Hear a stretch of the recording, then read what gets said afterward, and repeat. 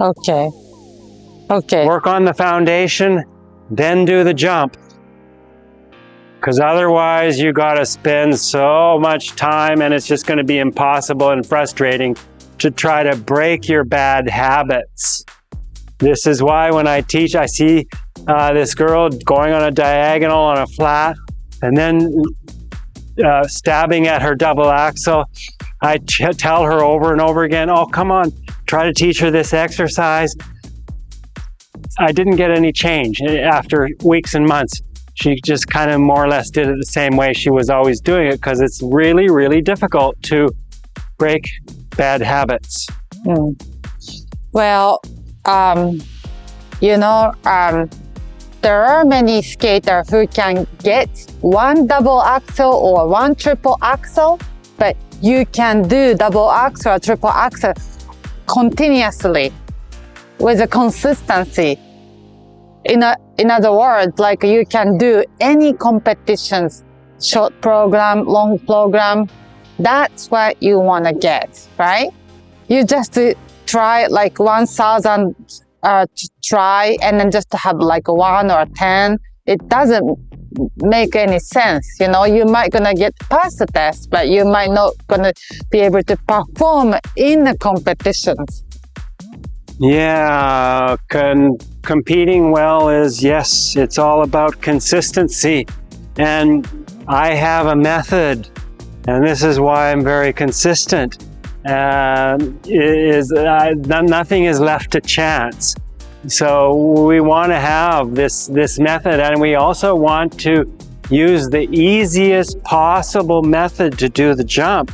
I mean, yeah, once you've got that foundation of that ideal axel technique, then you can spice it up by going into your double axel instead of from this mohawk. Maybe you can go into your double axel from a counter into the double axel or something else more difficult. But I would start, when you learn something, I would try to learn it the very easiest way possible.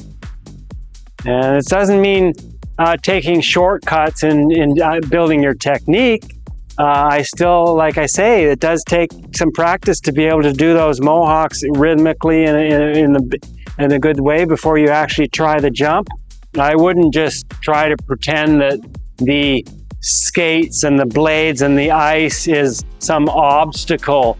Like you can already do your double axel off the ice in your running shoes, and now you come on this slippery surface, so much more difficult.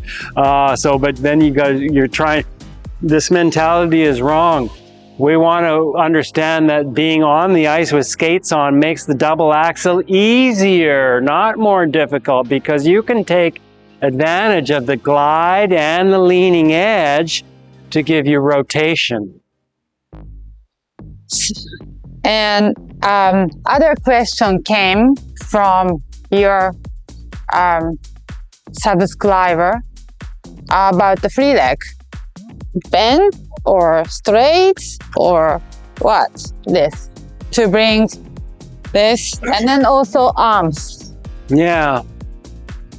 Well, my method with the free leg, I have a kind of a 90-degree turnout during the whole axle, the preparation, the jump, and the landing. So the landing, for example, see how I got a free leg turned out?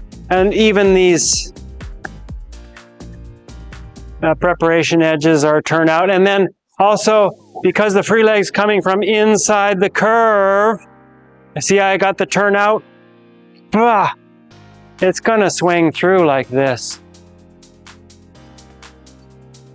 It doesn't swing through parallel like this, and it doesn't swing through with the knees really close together. This leads into rappy jumps. This is not the best way to do the axle. The free leg should swing. It should swing like a pendulum. When you lift the free leg up off the ice, just lift it off the ice. Don't bend it unnecessarily.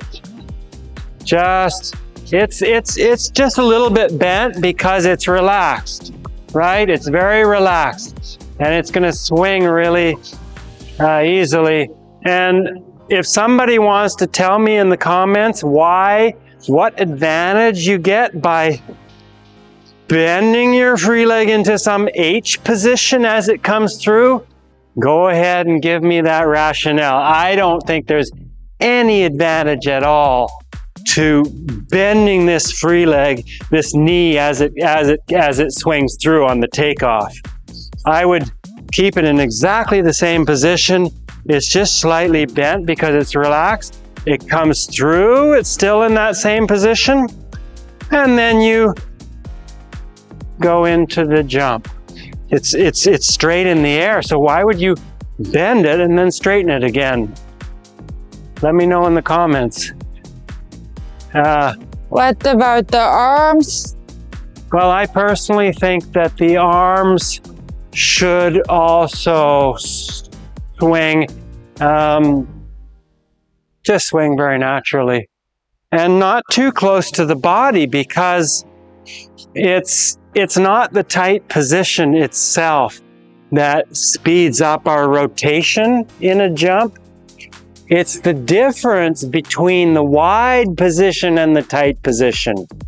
So if you want to speed up your rotation on a jump, you start from a wide position. Knees don't pass too close together. They're wide position. Arms don't pass. Arms are also a little bit wide, and then tight.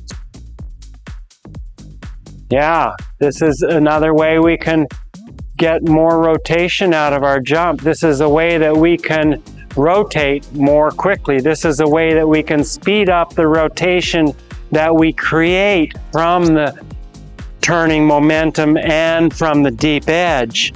Those initiate the rotation. Going from a wide position to a tight position speeds up the rotation. So I would swing the arms with the free leg. I would have them both swinging together. They both go from behind to in front.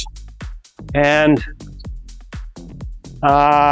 speaking about the free leg, if I'm jumping my way, well, let's jump most people way. Let's be democratic about this. Most people jump swing the right one is the free leg. So we want this right hip to move on the takeoff. We don't want the left hip to move. This is left hip moving. This is right hip moving.